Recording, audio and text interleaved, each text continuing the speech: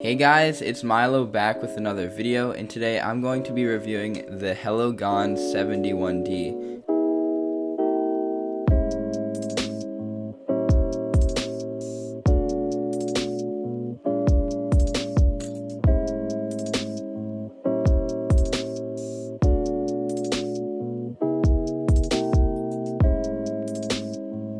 It seems like a 65% keyboard, but it has a few extra keys. It has cherry profile keycaps and cherry switches.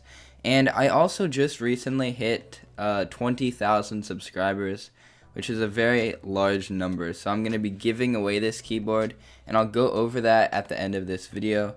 I was planning on doing something special for this video, but I don't really have a large audience right now, and I feel like I want to get my subs up before I start doing special type videos. So yeah, let's get straight into this video, and good luck with the giveaway.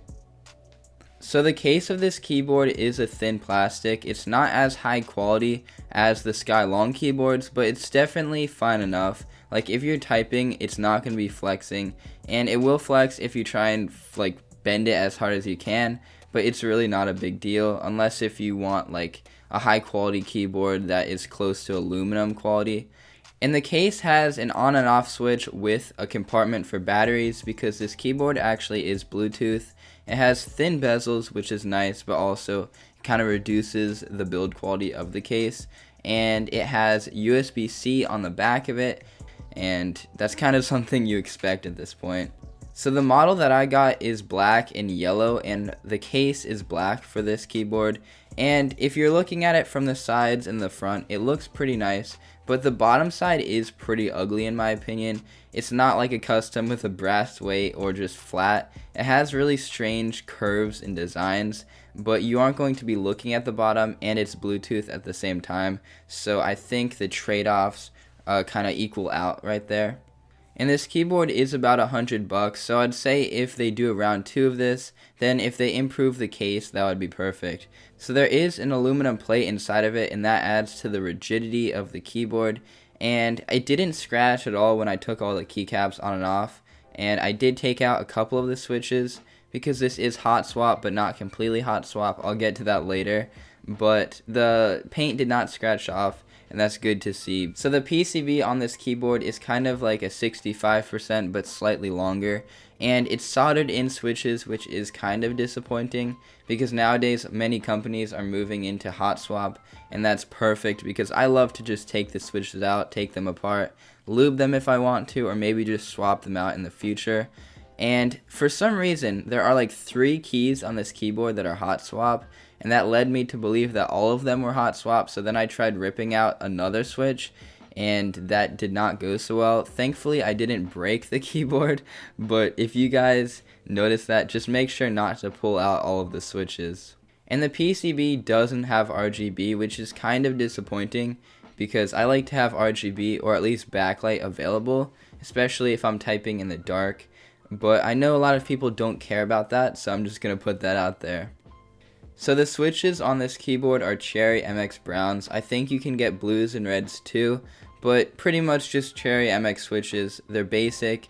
I know the marketing is the gold standard switch, but I wouldn't recommend believing that because I actually prefer Kale and Gatoron more. But most of you guys are going to find this perfectly fine, and a lot of you guys are going to love Cherry MX switches, so I'm not going to trash them, but I do think they are a little bit scratchy. And the Browns aren't very tactile. I've never tried a seriously tactile switch other than the Kale. I forget what it's called, but there is a very tactile switch that I have tried, and it's a little bit too tactile for me. I think the Browns are all right. They aren't really good or bad in my opinion. They're basically like neutral. And this keyboard doesn't have hot swap, so if you like Cherry MX Browns and you know you like them, then this keyboard would probably be fine for you. But if you want to switch your switches out in the future, then I would recommend getting a different keyboard. So the keycaps on this keyboard are really awesome. They're basically the best part of the keyboard in my opinion, other than the Bluetooth of course.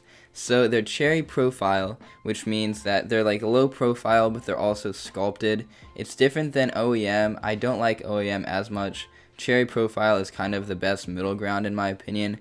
and they're dye sublimated keycaps, so they aren't going to wear off after a long time.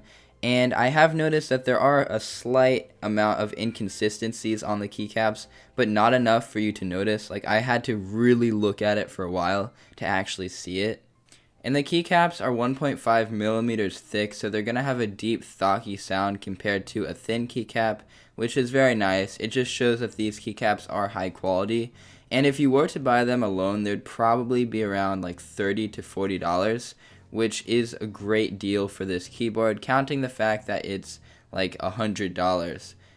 It does seem like the keycaps are standard, so you can switch them out, but there is a cluster on the right side of the keyboard that has the tilde key, I think that's what it's called, and it has a different profile than it would on a standard layout, so that is something to keep in mind. But you probably will not have any issues switching out the keycaps if you want to do that in the future.